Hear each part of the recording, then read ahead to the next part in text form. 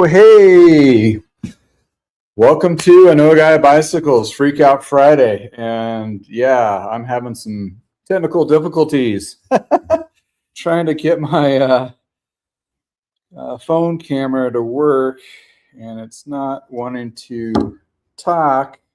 Hopefully you can hear me. Hopefully you can see me. I'm temporarily trying to, new tech and stuff. And when technology doesn't like to talk to each other for some reason, it's just infuriating. It's great when it works, but when it doesn't, it's just complete problematic. Yeah, it's not copying and pasting. My phone must not be talking to my computer or cloud or anything like that. Anyway, hey, it's Friday. You survived the week. Thank you for hanging out with me and taking the time to check in on what the local bike shop is probably going crazy over right now as I'm trying to. Has it got a fancy little, birthday gift, that nimble tripod thing? I wanted to get to work, but I can't get the link to paste over. In any case, all right, we're just gonna do something like this. HTTPS. I hope everybody had a good week. I know some of you have had a very stressful and insane week, and sorry for that. Those are up north. If you watched our podcast on Tuesday, Shop Talk Tuesday, with John Bradley on Tuesday.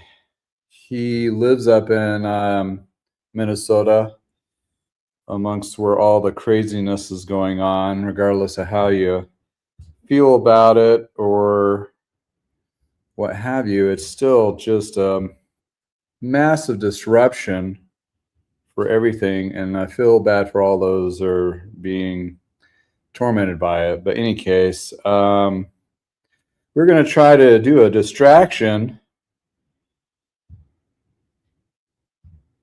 It might be something with the actual app. Okay, we've got some app issues going on here, so we're just gonna have to go off of the laptop. Hopefully everybody can hear me okay. I have this on a one of those training tables. Bring it up higher so you can not so you're not looking up my nose hairs. Hopefully it's not too high. There we go. All righty.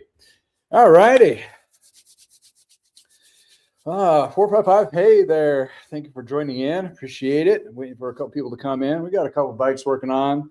Kind of give you the insights where I'm at for this week. And in the middle of January, oddly enough, I am extremely busy. And not just keep myself busy. It's like busy, which is great. And I'll definitely take it considering everything that's been going on.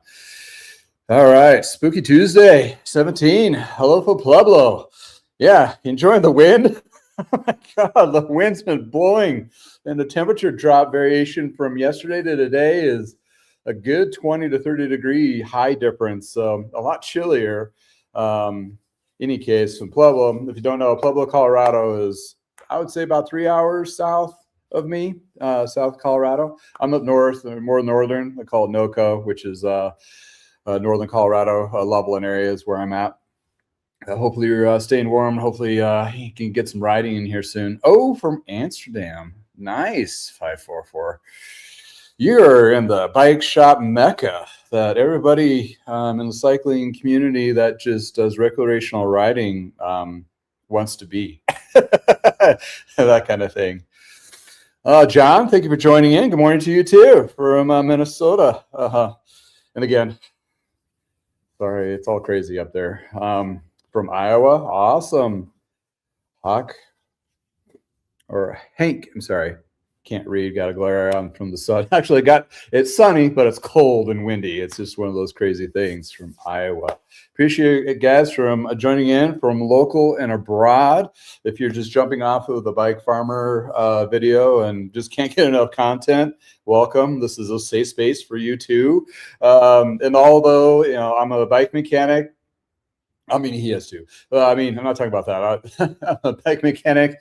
Been doing this for 35 years. This is the first time watching this. Thank you for joining in and be part of the conversation. Feel free to throw something in the chat. It's interactive here.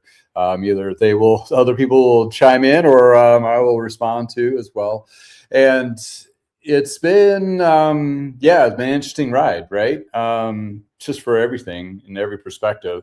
And here we are on Freak Out Friday, and this is kind of hopefully just kind of a podcast insight to give you what bike shops are kind of feeling and vibing at the time on a Friday. And usually it's a precursor to the weekend where it can get really busy, and you got people waiting for bikes, you got people trying to get their parts in or anything like that, or what have you. Usually for here in the States, it's in, the northern portion of the States is the off season. So January is usually a horrible time for bike shops as an income, but also it is a torture time for bike shops because that's when they do inventory and doing cycle counts on everything and seeing it doesn't matter how good your shop is as maintenance, you still have variances of plus and negative inventory, and it has to be done at cycle count in January or around then. And coming from an inventory manager, it can be tricky, painful, and boring as hell. So my suggestion is, if you're an owner, a bike shop manager, or what have you, or even retail manager in general, that's your gig, divvy up the pain. I mean, just divvy it up. Like, get a plan of action, get a categories, get the timelines, doing cycle counts, make it digestible, and spread the pain. May everybody be part of that experience, because you got to share that, because you want them to be.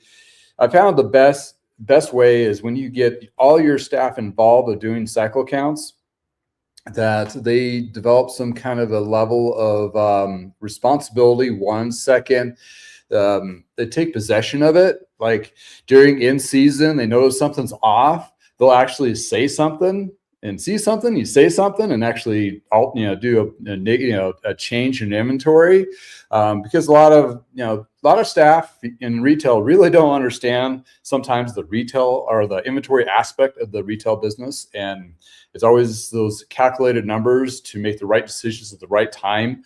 And you got to have an accurate count, and some shops have to do cycle counts throughout the year to make sure they're shit straight. Best case or worst case scenario I can explain is I entered a bike shop. I'm not going to say what bike shop it is, but I was hired on as inventory manager, coming from a well-established company that did a lot of cycle counts. I was very versed in this, and I went through their inventory, and there was extreme variations of dollar accounts, that was supposed to be there and that wasn't, and off and everything. That particular write-off for that particular company had 3 different locations. Took somewhere around to $15,000 to $20,000 in hit in inventory losses that was not calculated correctly. There's a lot of excuses written out. There's a lot of, this person that got fired did this and that and other. And quite honestly, it relied on the former inventory manager, which didn't know what the hell he was doing. Just saying. So you got to have the right people do the right things at the right time, and that could actually drive your business into the ground to non-existence. So in any case, not to scare you and make it worse in January for those in retail, but it's very important. It needs to be done, and just gonna have to do it. GPOS, thank you for chiming in. Thank you for the note. Hopefully I said it right. GPOS. It's a short abbreviation of Grandpa, and that's a really cool story that you open up a shop after retiring from doing years upon years of being an industry worker of another industry. You open up your own shop. That's great, and getting a name for it, being a grandpa. That's awesome.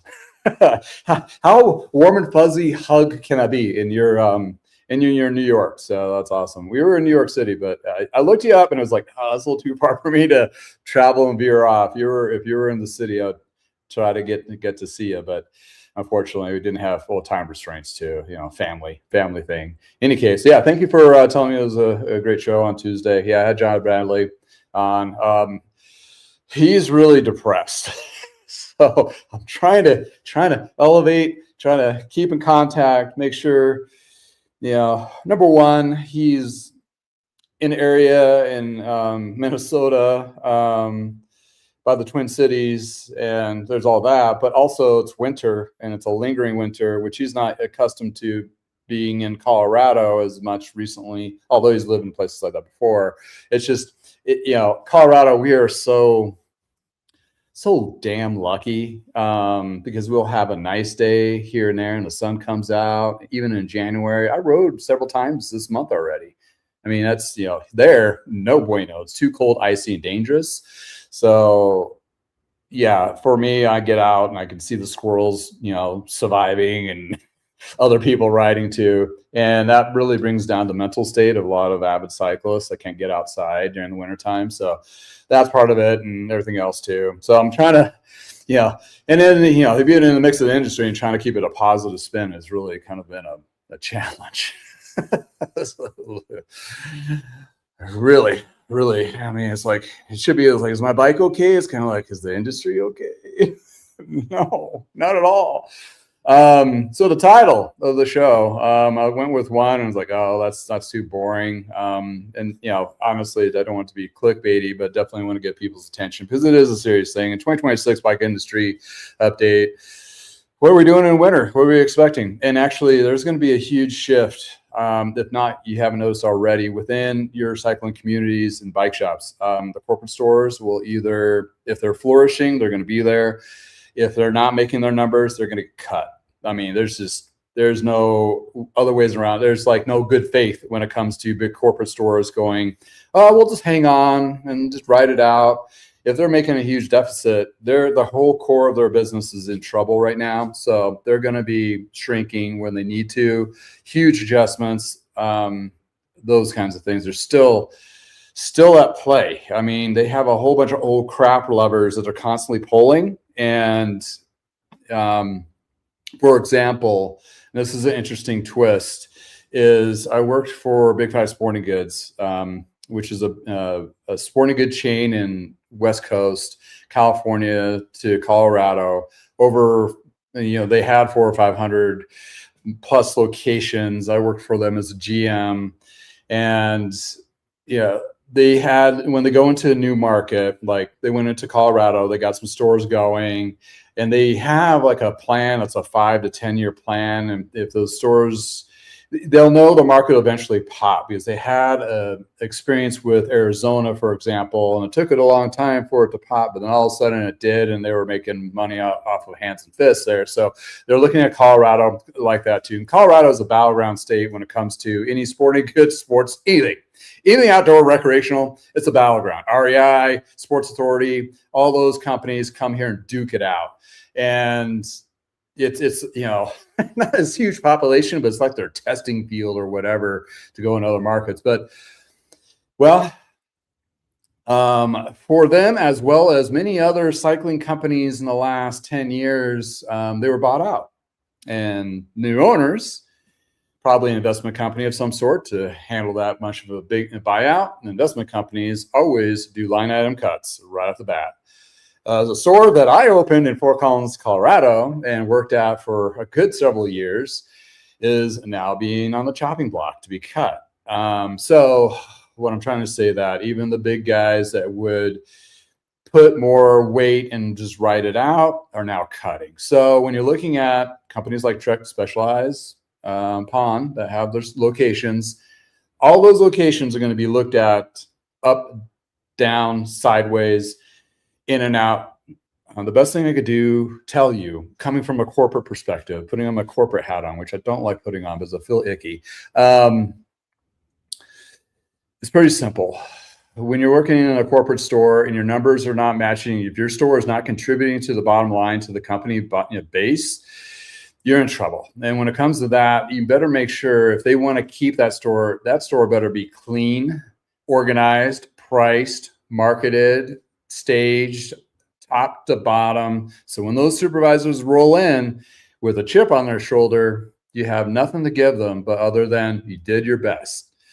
Because realistically, in a corporate perspective, when you're an employee of a corporate box store, you're in charge of inside the four walls.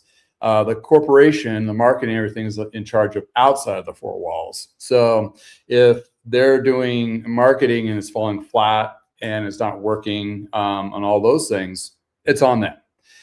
If you have a messy store, you give them any excuse, bad employees, LP issues, shrinkage in inventory, you're effed. Because they're like, well, that store's underperforming. We're going to cut these salaries and you're done. It's just brutal. That's brutal big box retail.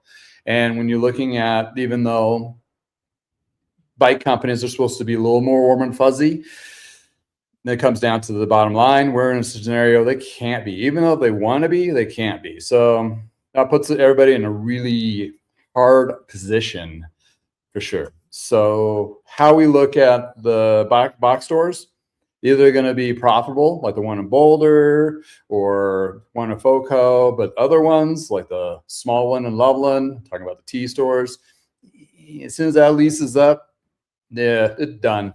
Unless they find some usage for it. Other than that, it's not going to go. So looking at that, it could be a good opportunity for those who want to open up a shop or do a micro shop ish, if you feel lucky.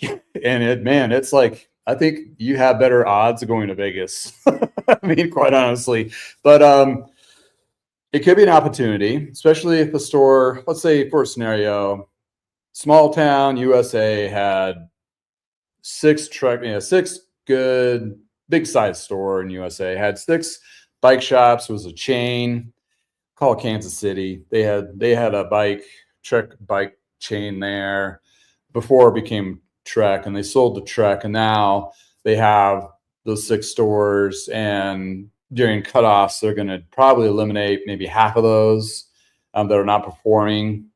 And with those particular ones that are not performing, is going to make a deficit within the cycling community.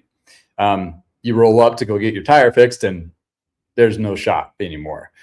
So you open your phone up, and the nearest one is like 4 miles, 5 miles, 10, 20 miles away. And it's going to give you the ones that are more the local shops. So you're looking at, my scenario, you Google, I know a guy bicycles, and you'll find my house. I'm an appointment-based business.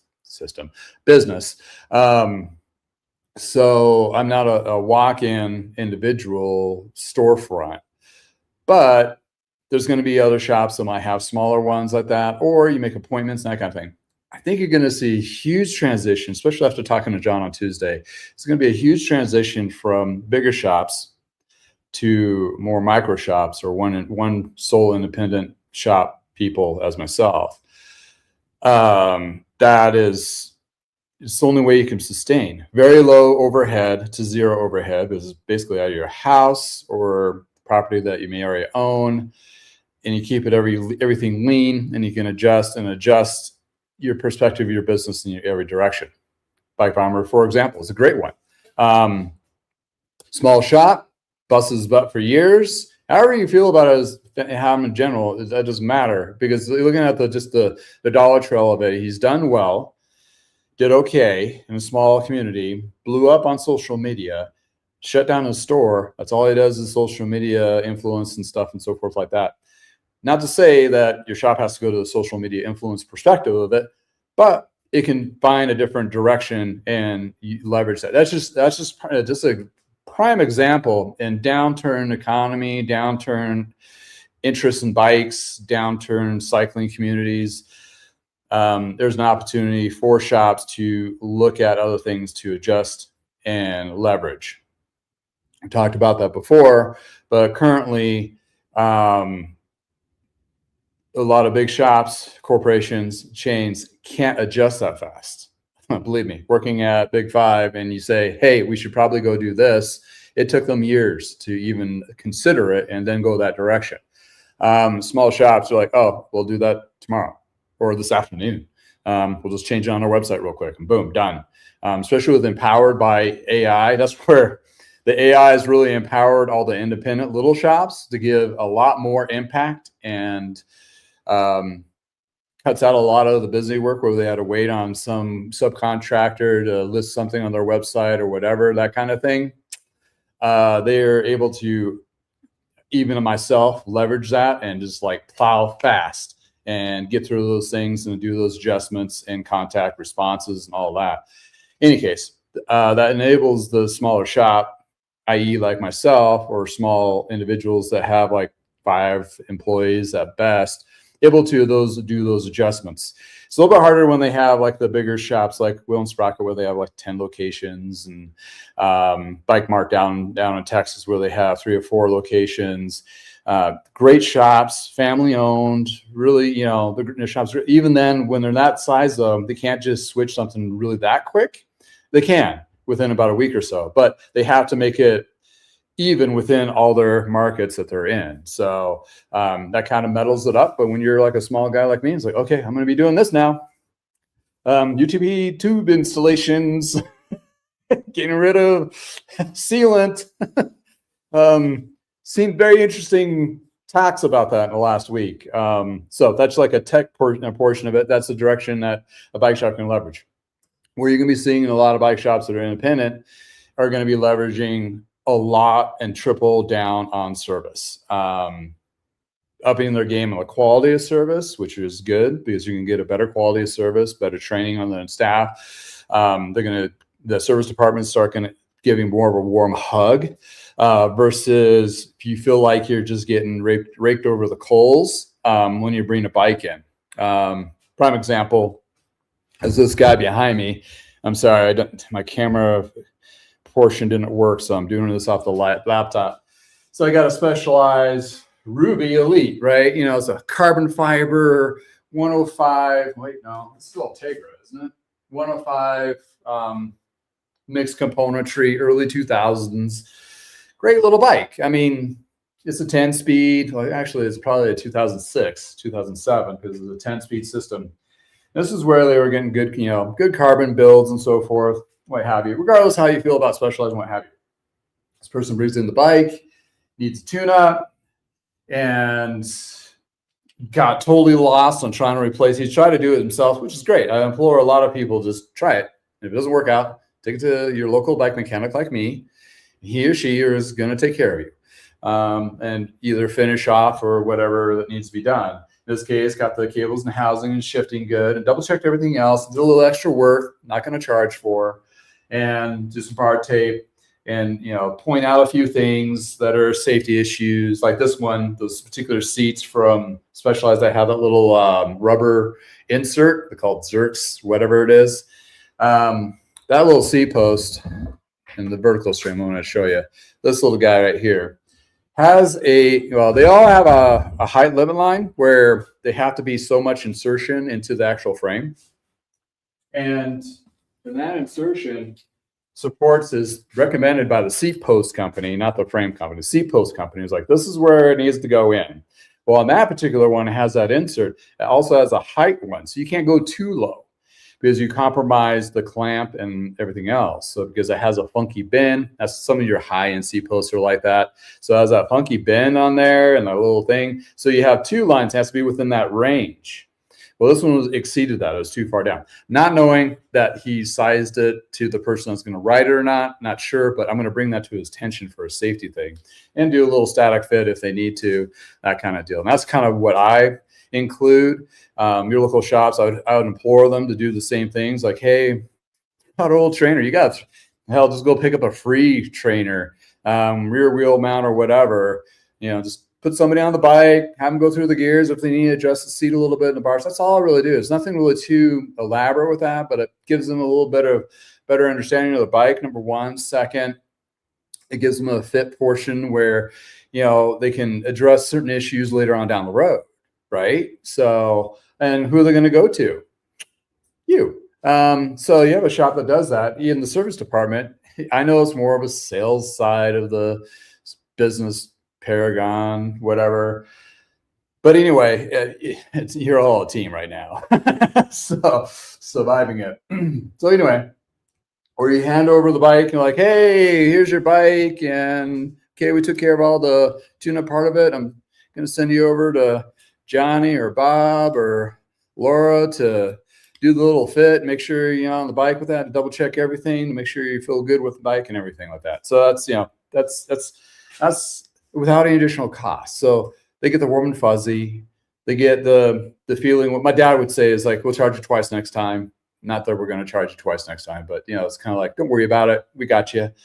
And they're going to come back. It's kind of like you gave credit to the bank. Like you gave them credit, like in-store credit. Like they're going to come back and use that and pay it forward, that kind of thing. So in any case, same scenario here. This is like the second or third bike I worked on for this individual.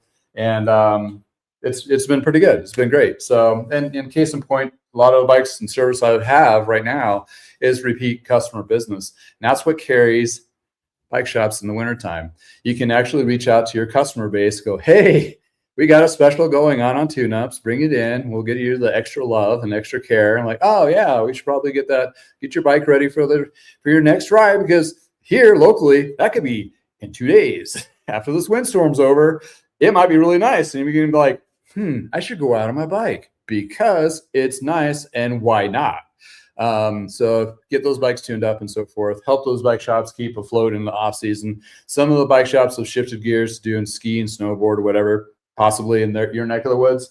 But that's kind of what you're seeing with local bike shops inherently. But they're going to be doubling down on a lot of service going into the season. What that means too, since that forward push on a lot of marketing, because that's the only thing that's really thriving for the cycling community right now, for the most part, that could be, I wouldn't say predicted, but at least rely on, is service. So since they're going to be doing a lot of more promotions and a lot leveraging on it, those lead times of turnaround is going to be a lot longer, and the quality of work, depending on how busy it is. I mean, they all want to have the best intent possible of always being consistent, but you get a bit busy, things get, whatever, it happens. But it's better to get it done sooner than later, and then your bike is ready for your ride. Especially if you're doing upgrades and looking for wheels and that kind of thing, which reminds me, I need to let you all know this show has been brought to you by Mexico Wheel Warehouse in California. Has an excellent selection of wheels to choose from. They're pre-built, or also you can have them custom built up to various sizes. You can reach out to them directly if you have something unique like the 650 wheel or a different style hub. Therefore, it makes it an excellent bike wheel set company that actually provides good wheel sets without breaking the bank. You will find them being very trusted and true. They really hold up under a lot of different riding conditions and so forth. It takes the standard old school wheel building practices and puts them in a better format. But in any case, this is a wheel set you'll be really love to have. It'll perform for you for a long period of time, and the quality and the attention to detail is superb. You'll find information about this company in the description below, with also my personal coupon code. I hope you find a good wheel set where it works for you. So I was really excited about these guys reaching out to me, because I was refurbishing a lot of older road bikes, and when I came across a wheel issue, I'd go searching for a used set and that kind of thing. And sometimes I'd find some like good deals, and some like I get them in and they're messed up. So if you're looking to take a classic ride and so forth, and the reason why they reached out to me is like, hey, we provide rim brake road wheels that were not too terribly expensive, and you can do custom builds and all sorts of cool stuff. So check them out. And they did give me a coupon discount, which actually includes even more of a discount, which is 25% now. So even on their good prices, it brings it down even lower. In any case, did want to feature the bike I just finished. This week is this Klein Adapt, and you've probably seen a video if you watch my channel of this. This does feature one of the wheel sets that I had built, and they did a really nice job. Double butted spokes, really nice nice wheels, and the rims are double wall. These did come in tubeless, ready to go. Even gave them the valves, and also this bike doesn't have disc, but this particular model of bike did have a disc option. So it does have the mount for the front of the fork. It does have, I think you can still get them off of eBay, the adapter piece to fit the rear cline to do the disc. So I wanted to get the wheel set just in case if the individual buys this, they're like, oh, I want to convert it to disc. You don't have to get the wheel set. It's already. And it does the center lock as well as it has an adapter for the 6-bolt pattern disc mount. So, attention to details. This is one of many of the wheels I've gotten from them. And they come packed really well. They're true out of the box. They're ready to be installed, ready to go. And the wheel building, I've talked to the owner several times, and the technical detail that they put into their wheels of building them reminds me of the time when we used to hand build and hand lace wheels back in the 90s. So that's where I feel like instead of some machine running these things off in some foreign country, these are actually, they may have some pre-assembled, built wheels there, but when you do drop down, like I want an Ultegra hub with this particular rim with these spokes, they hand build them, and you're getting a good, better quality of attention to detail of that build. They last longer. There's a lot of benefit to it. So, something to think about and look forward if you're looking to refresh your current ride. Even on the newer stuff, they do have through axle dismount wheels for gravel bikes and road bikes alike. So, in any case, it's pretty slick. Oh, I need to jump in the chat and see who's all in there. All right. Oh, Susan, thank you for chiming in. Oh, iCycle Electric Bike Company says hello. Hello to you too. In the Great White North. You call it the Great White North up there? They're in Canada. It's cold up there. You mean, I feel like I bitch a lot about coldness here. No, there it's extreme. That's a whole new level of burr. But thank you for chiming in. I hope you're having a great Friday and hoping your weekend looks very fun. Hope you're doing some fun stuff. In any case, Spooky Tuesday 17. Thanks again. Yesterday was a new bike day for me. Nice. Picked up a Wabi Thunder. I'll have to look that up. I mean, I've heard of Wabi, but I'm not sure of that model. It sounds like it's a hardtail. I'm assuming Thunder seems like a hardtail mountain bike-ish, but that could be a gravel-ish because, Thunder, I don't think you want to put on a road bike because, I don't know. It doesn't seem quite right. Hey, Steve. I know you're stalking me. He's a customer of mine up in Foco here. Really cool cat. Shout out to you. Hope your Specialized is running well for you right now. All that good things. John, thank you for chiming in.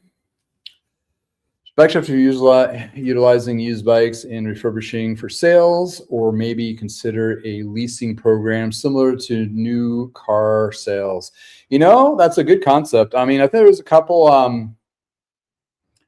what was that? There was it's kind of like an Airbnb for your bikes. I forgot what, I think they went under and they started up again, but I don't know if they got any traction, but it's kind of like you go into your area. And a lot of bike shops, they do rentals. Some do, some don't, that kind of thing. This was an opportunity. It's like, oh, I'm looking for, a 56 or 58 centimeter road bike to ride while I'm out of town. This guy has a couple that are laying around, lets people use them, that kind of thing for a buck or two. It's kind of like your Uber version of bike rental-ish thing. I don't know if it's really still around or not. Let me know if it is, but yeah, that's good. Yeah. I think rentals might be a bigger thing for a lot of shops. I know it's Precision E-Bike in Fort Collins was thinking about doing rentals when he was thinking about expanding, but he didn't decide to expand, which was probably a really good call considering our market's very volatile right now. And in addition to, you probably can still do some rentals. We did rentals back in the day at Parker Bikes, and it did pretty good. It really helped people back then, mountain biking, it's something that I intrigued. Then you put that towards the purchase. And a lot of shops, Specialized stores here do that too, kind of thing. So it's, I don't know about the Trek store, but I mean, if you're a local small bike shop, I think you should be looking into rentals and used and all that stuff, leveraging anything that's possibly selling right now. That's basically, we're in survival mode amongst everybody else doing their thing. You know, if you're worried about the price of everything going up, sure, absolutely, it's affecting you in the bottom line. Yes, you're definitely looking at it. And bike shops, we got to try to accommodate that. The prices of rentals maybe need to go down a little. The tune-ups, packages probably going to have to go up a little, just to be able to afford that staff and so forth, that kind of thing. All right. Well, let's see. Susan, Dan, thank you for chatting in there. All right. Powers BMX. Oh, thank you. I love listening to my industry points. It's kind of like every minute on the hour, it's just something new and different and weird is going on. So, not shy of any content to talk about, but it's unfortunately it's a lot of just shock and awe and crazy, but there's some positive. A lot of smaller shops have been leveraging the use. They found that, according to the NBDA, about only 8% of the bike shops in the United States were leveraging used bikes. I think that's going to quadruple by beginning of spring. They just need to. They have to. I mean, they're not getting new product, and the new product they are is absurdly expensive. And that's not the customer base right now. And I don't care if you're a high-end shop or not. I mean, you need to start shifting some stuff around to make it to work for you. So you're going to see that. Service again, like I mentioned before. Like right now, I'm stacked through February. I mean, my availability is like the second or third week of February now. So, and plus that's not including the stuff I'm trying to work on for me to refurbish or consignment sell bikes or parts and any of that. So there alludes to all that too, which other bike shops can leverage that. It's like, oh, you have some high-end bikes that you want to sell, and we'll clean them up and tune them up and try to sell them for you, and we'll take our cut as a markup, and therefore you're not paying for any inventory to fill that spot on the floor. It's a win-win. And it's, whatever. I mean, there's a lot of opportunities and different ways to get creative. Those who have bikes that need to sell bikes, because the market on selling bikes right now is really bad. I mean, you're not going to get what you want to get out of it. Or you're going to have to take that hit or do something to make it special for somebody to entice to buy it.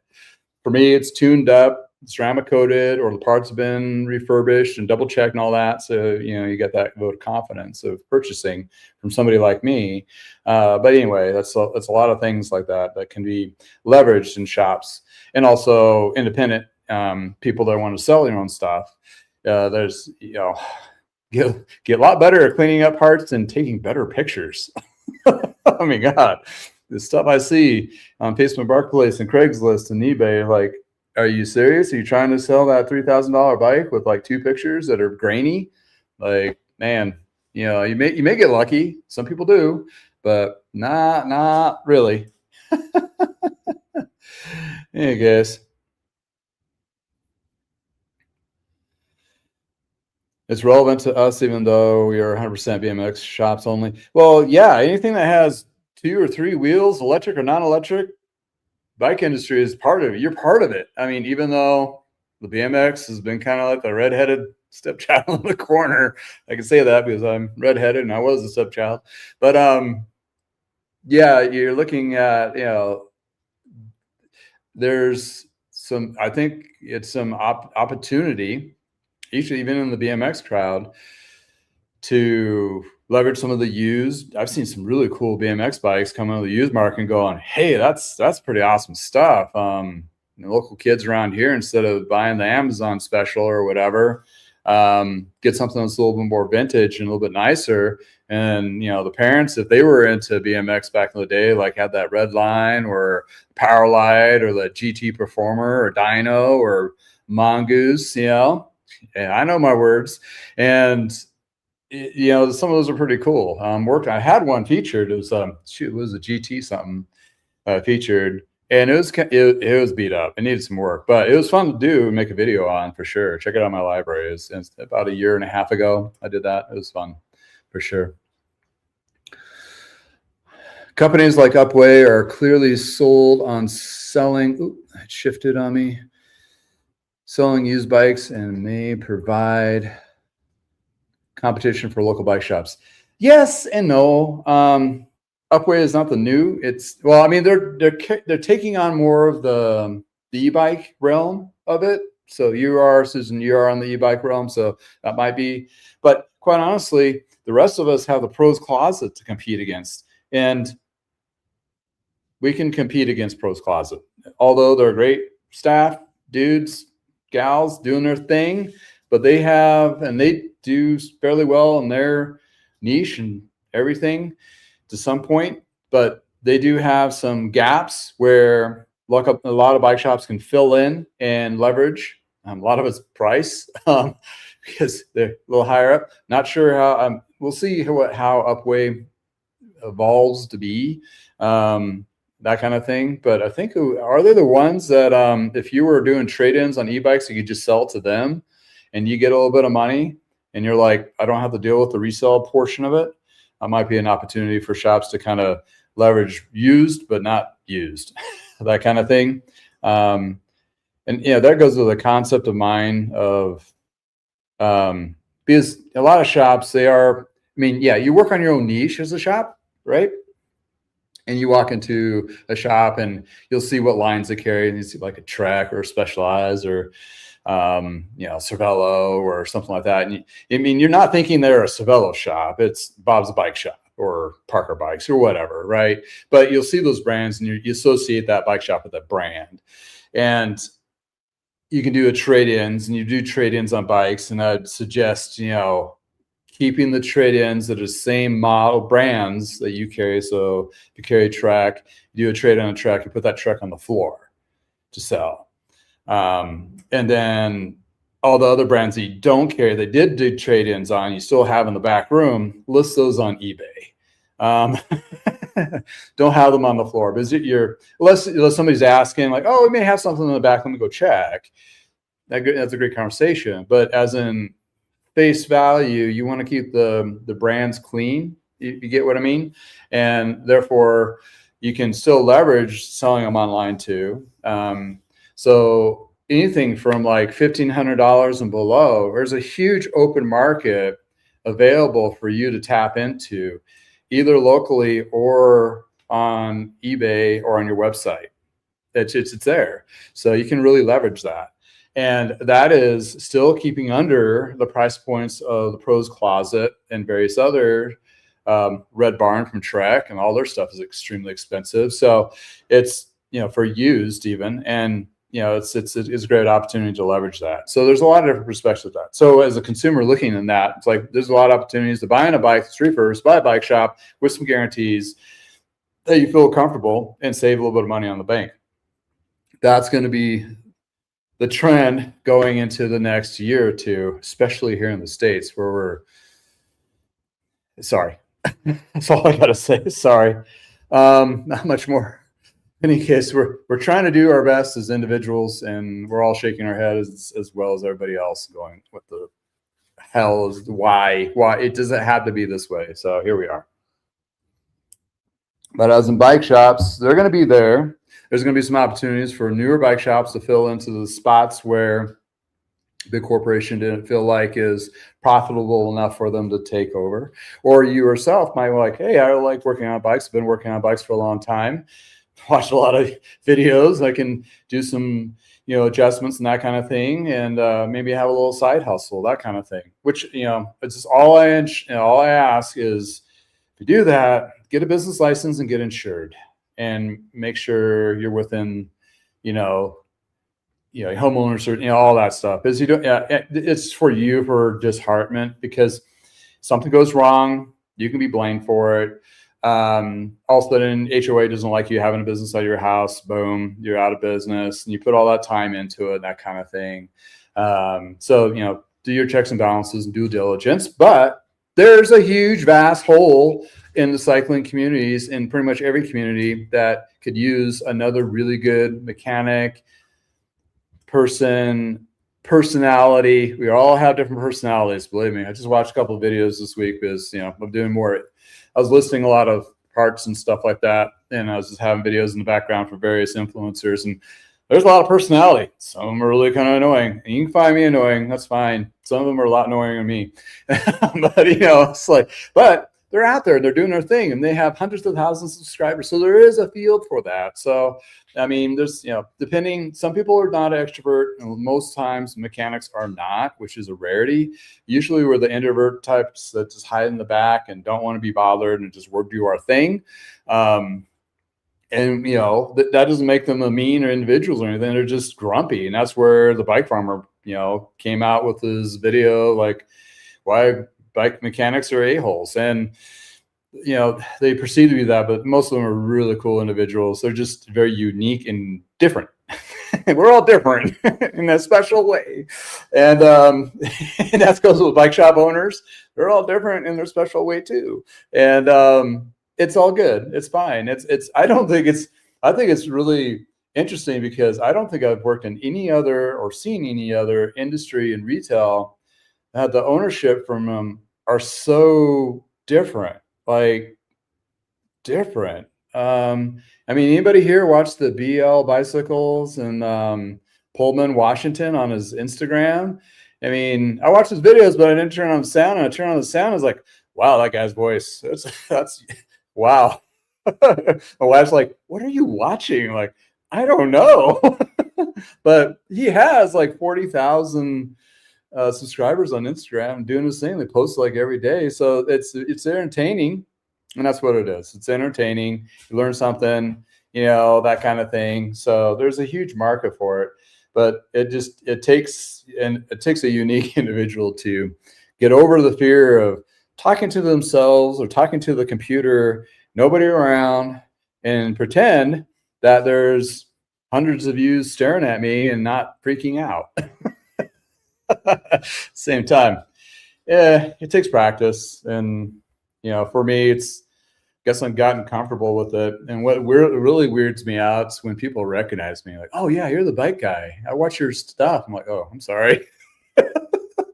It's like, no, I think it's great. I'm like, wow, okay, I'm doing something good. I feel like I'm doing something good. So it's good. And it does take you to make this channel happen. It was a happy accident. It was just really just marketing my bikes I had online right after COVID, when things slowed down. I'm like, I just need to maybe get some more validation of what I'm doing. So here's some videos of what I do to these bikes that you're buying off of some random guys. I know a guy bicycles website, and then became like, hey, I like your stuff. You're funny and whatever. Then I have people like, your sound sounds like crap. Fix that. Or your lighting's shit or whatever, You're like, okay, I'll take that with a grain of salt. But yeah, at the end of the day, I'm a bike mechanic trying to do YouTube. And that's how I kind of pass off that excuse of being mediocre content. But it's real. I'm a real human being doing real things, and really experiencing real bike industry. And I mean, you might be a bike shop going, well, how are you affected or whatever being in a bike shop in a garage? A lot, actually. I mean, I have the same customers.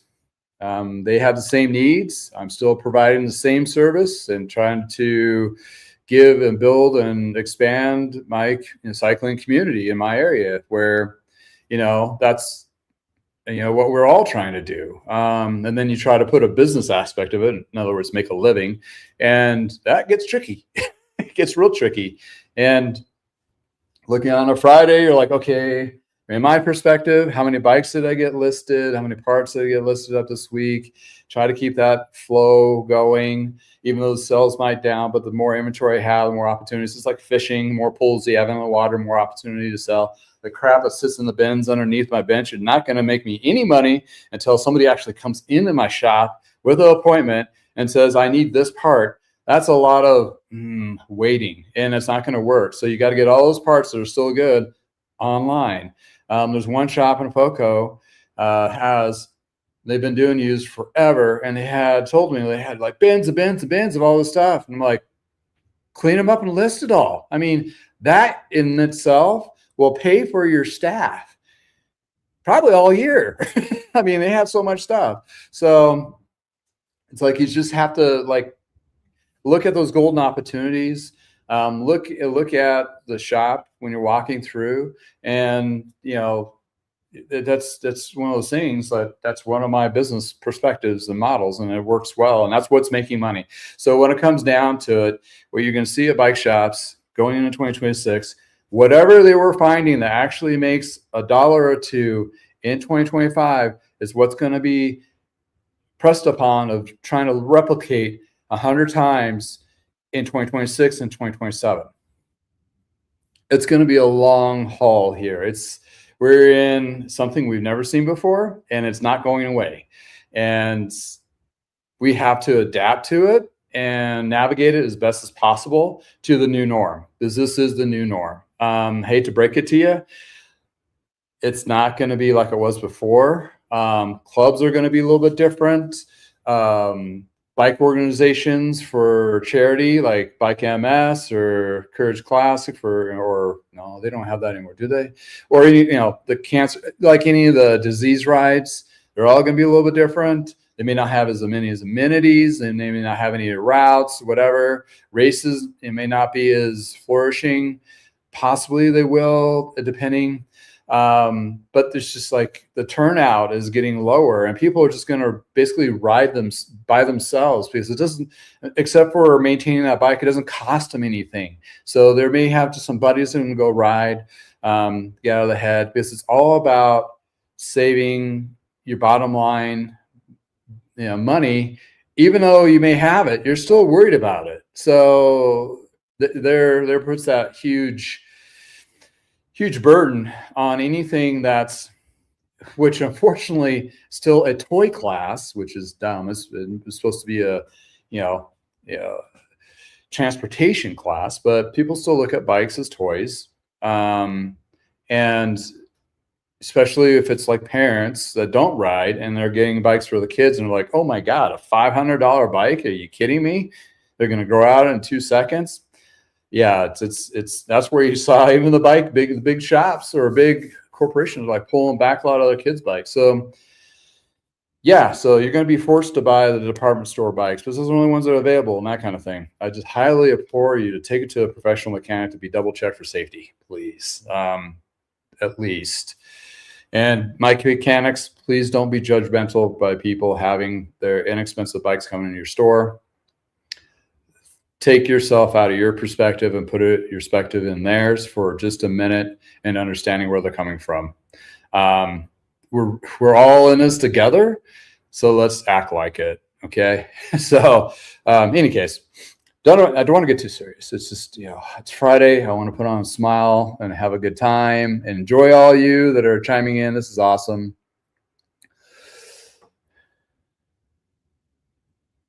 All right. You guys are chatting amongst yourselves. It's awesome. Community.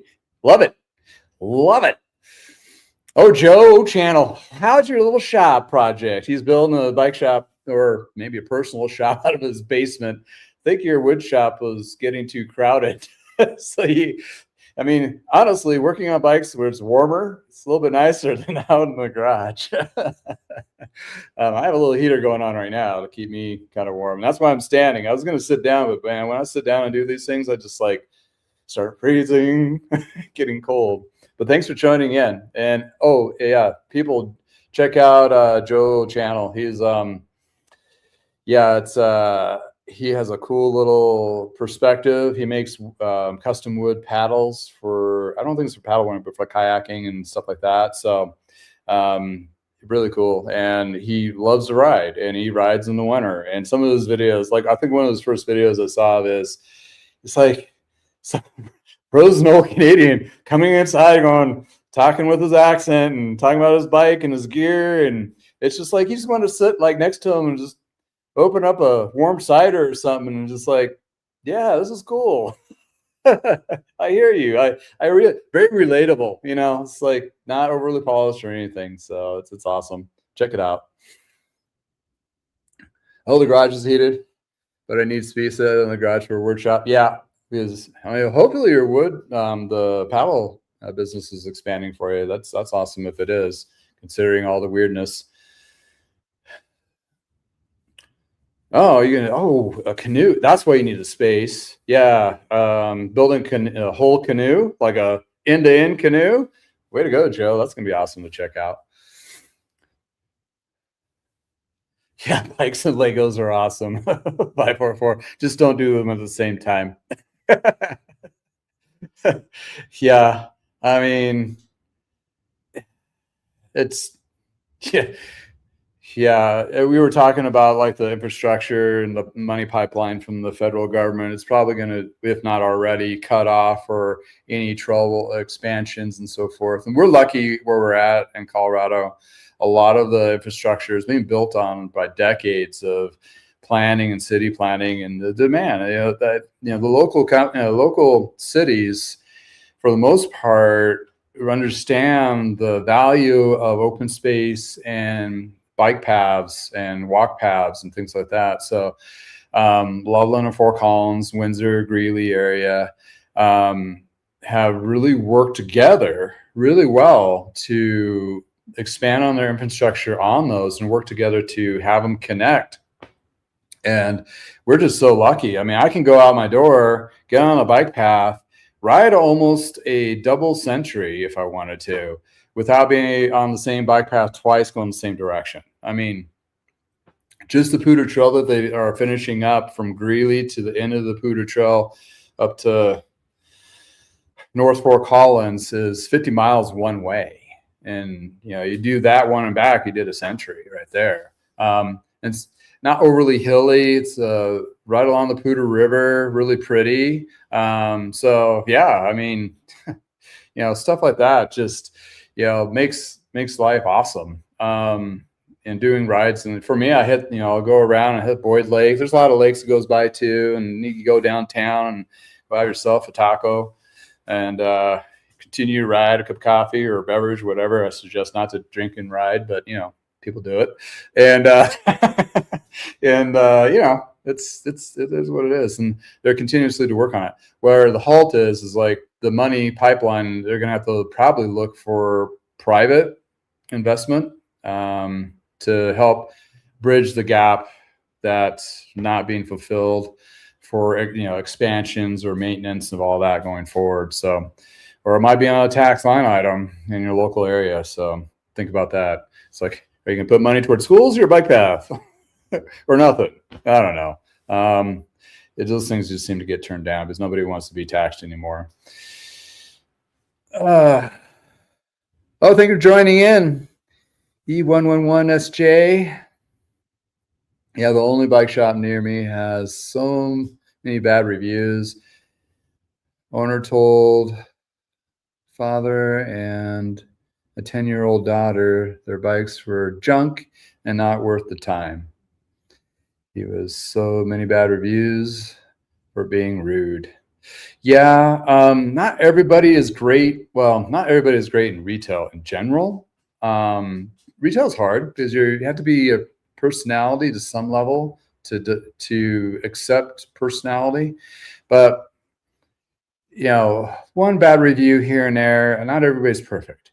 But multiple, that person's not perfect for that position or what they're doing. And some people get into something that they thought they would enjoy doing or be passionate about, but turns out they're the worst fit ever for it. And I've seen this.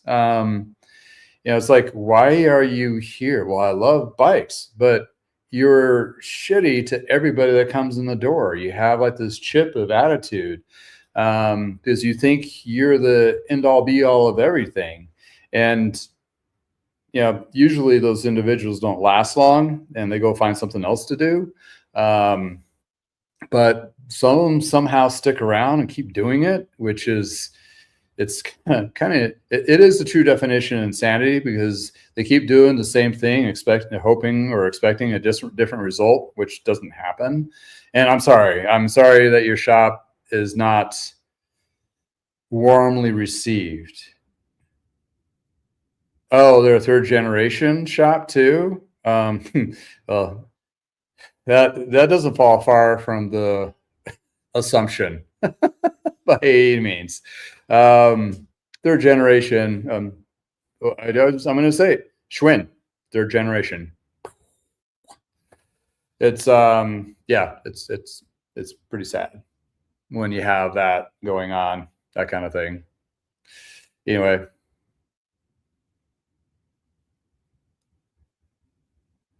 Yeah, I mean, yeah, it's one of those. You got a good name because of the hardworking individual that opened the shop and put their blood, sweat, and tears into it, and the follow up ranks of the children take over, and they do a really good job. Which Wheel and Sprocket in Milwaukee, prime example. The son and the two daughters that are running it after their dad passed away, doing one fantastic job to their stores. I mean, their stores are beautiful. The staff are awesome. The bike mechanics, a lot of them, they maintain and retain staff for like 20 years. I mean, when you have a retention of staff that long, they're getting paid enough to do what they need to do, and they love what they're doing and love where they do it at. And when you get that mix, that carries through every customer that comes into their doors, even though they have like 10 locations. That's the expectation, and that's what they're getting. So unfortunately, you have one small shop that's like train wrecking it for third generation, but sometimes you do have, those values or whatever and that kind of thing.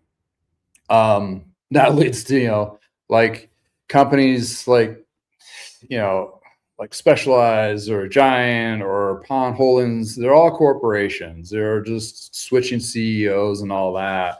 So there's no real ownership in the sense of that, like a small pop shop. But you do have Trek, which is a second generation. John Burke is the son, and he is taking that company to however you feel about Trek, they have taken it to a whole new level of craziness. And does he have somebody who's going to be selling it to, or handing it off to, or they're going to sell? I mean, he's starting to get there a little bit of age. He may have different aspirations of doing something other than owning Trek. Who knows? But those are a lot of the things you're going to be seeing in the upper level. But when you're looking at the grassroots bike shop people, you're going to be finding some newer, friendlier, hopefully friendlier characters, people that work in the cycling industry that make it fun. Because that's what's all down, bottom line. It's supposed to be fun, right? So in any case. So yeah, back to fun. I got to finish the Specialized up. I got a K2 here. I'm doing a consignment sell on. Got to finish that up. Just basically bar tape, double checking it. This guy's already been listed, so you can see it on my website. What else? Got a whole bunch of parts. Got a handful of other bikes to get through, and it's a holiday weekend, so nothing's going to happen until probably Tuesday. Family, that kind of thing. But yeah, I have some good fun things doing. Hopefully the weather will taper off and be able to get outside and do another ride, that kind of good stuff. But that's where we're at here. And we're gonna do okay. We'll be all right. Hopefully, got to put on your optimistic hat. I mean, other than that, you don't have nothing. So you might as well be optimistic and do your best and be kind. So hope all of you have a wonderful weekend. If you're here in the States, you have an extended weekend. And hopefully you guys have some fun plans, doing some fun things. Do some shout outs to those who are in the chat. E11SJ, thank you for chiming in. Hope you can find a shop that's closer or nicer, or hell, maybe just open your own.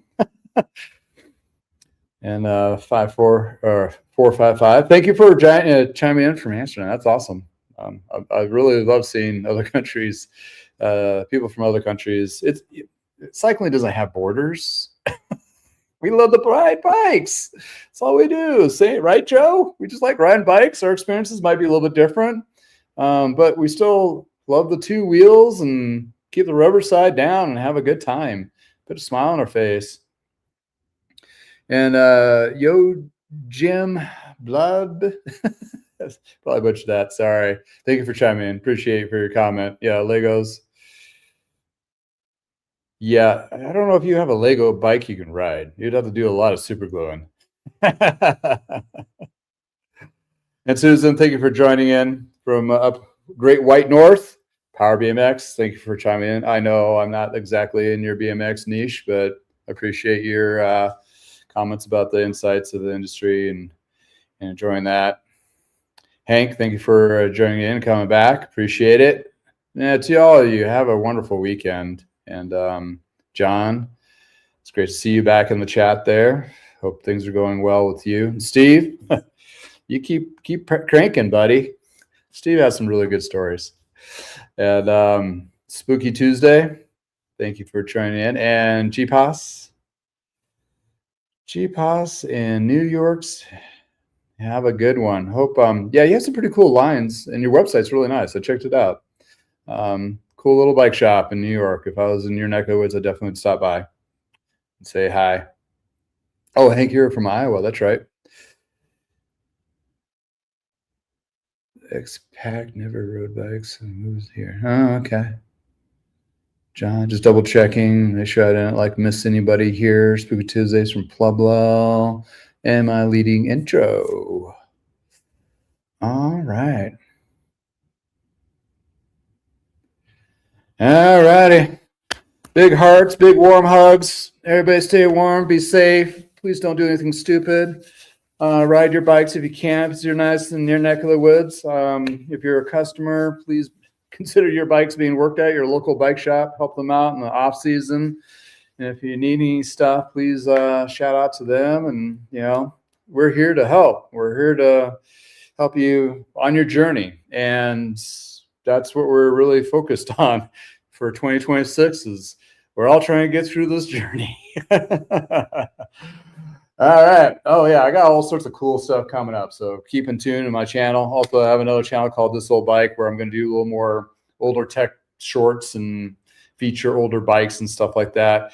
Maybe, a little more technical stuff in the sense of kind of how-to-ish on older things, kind of fill the void where Calvin has disappeared from the Park Tool video circuit. So I'd be more than happy to try to help, and I implore all of you to try to help fill that void. Be the character I can, but I'm not even gonna do the mustache. I can't do it. Just can't do it. In any case, thanks for hanging out with me. Hope you guys have a great weekend.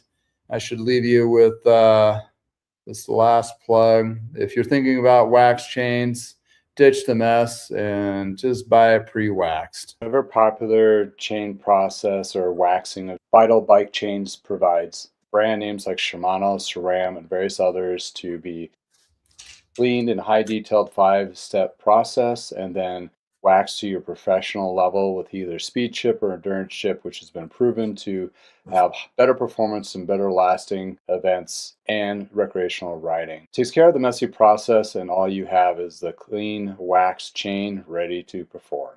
Check them out. Discount code with a link below. All right, everybody have a wonderful weekend.